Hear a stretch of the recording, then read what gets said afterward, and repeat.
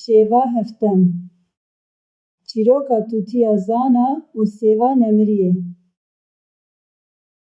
Şêva heftem hat. Şeva ku hest û xwestekên xatûnê gihîştibûn, asta her herî bilind.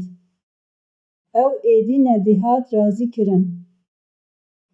Cilên xwe yên reş û şîn li xwe kirin. Çavên xwe bi kilê herî tarî xemilandin û hat ber qefesa tûtiyê. Bi dengekî tîje hêrs û biryardarî got: Tûtiya fêlbaz, her şev tu min bi çîrokên xwe dixapînî û rê li ber min digirî. Îşev ez guh nadim tu gotinê. Ez diçim û tu kes nikare min bisekinîne. Tûtiyê bi bînfirehiyekê bêhempa rûyê xwe yê hikmetdar nîşan da û bi dengekî pir dilovan wiha got: Xatûna min a delal, ez tenê parêzvanê rûmeta te û hevjînê te me. Lê eger tu îşev bi biryar bî ku herî, ez nikarim zora fîzîkî li te bikim. Lê berî ku tu lingê xwe yê yekem bavêjî derve, tenê guh bide çîroka sêva nemiriyê û tûtiya ku ji ber lezgîniya Keyserê xwe hatê kuştin. Ev çîrok dê nîşanî te bide ka çawa biryarên bi lez poşmaniyeke her demî bi xwe re tînin. Xatûnê her çend bihêrs bû jî, meraqa wê ya ji bo çîrokê dîsa bi ser ket.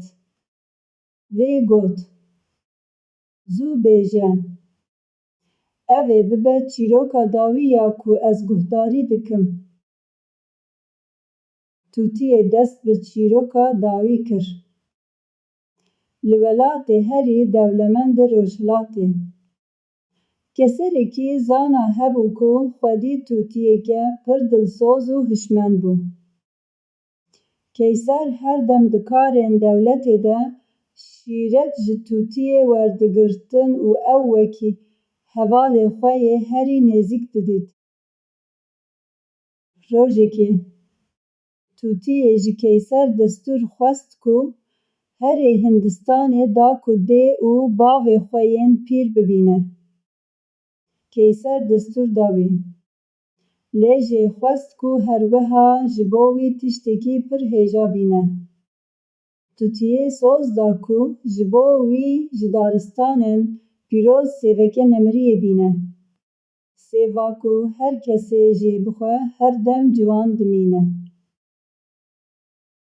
Tûtî çû Hindistanê, dê û bavê xwe dît û piştî lêgerîneke dirêj. Sêva nemiriyê dît û ber bi qesra Keyser vefirî. Di rêya vegerê de, şev hat ser erdê û tûtî li ser şaxê dareke bilind rûnişt da ku bêhna xwe vede. Sêv di nava lepên wî de bû. Gava tûtî di xewre çû. Marekî jehrîn ê ku li ser darê dijî, bi dizî hat û hinekî ji sêvê gez kir û jehra xwe ya kujer xiste nava fêkiyê pîroz. Paşê çû. Tûtî bêyî ku bi vî karê reş bihese. Sibeha zû şiyar bû û sêv anî pêşkêşî Keyser kir. Keyser ji bo dîtina sêvê pir kêfxweş bû û xwest tawilê jê bixwe. Lê belê, wezîrê wî yê zana got: Padişahê min, her çend ev tûtî dilsoz be jî, divê em pêşî vê sêvê biceribînin da ku em ewle bibin. Keyser ferman da ku parçeyekî piçûk ji sêvê bidin kûçikê parêzgerê qesrê. Gava kûçikî ew parçe xwar. Di nava bîskekê de bi êşeke mezin kete erdê û mir. Keyser gava vê dît, pir hêrs bû û qîr kir. Ev tûtiya xayîn xwestiye min bikuje. Wî tavilê bi destên xwestûyê tûtiyê qetand û ew kuşt. Paşê ferman da ku sêva jehrîn li pişt qesrê, dibin erdê de veşêrin. Piştî çend salan, li ser gora ku sêv lê hatibû veşartin, dareke pir mezin û bedew şîn bû û fêkiyên pir spehî dan. Lê belê, ji ber ku her kesî digot ev dar ji sêva jehrîn şîn bûye, tu kesî neverîbû nêzîkî fêkiyên wê bibe. Rojekê, pîremêrekî pir nexweş û hejjar ku êdî dixwest jêşa xwe rizgar bibe û bibe mirî, biryar da ku ji fêkiyê wê darê bi xwedakuzû bimire. Wî sêvek jê kir û xwar.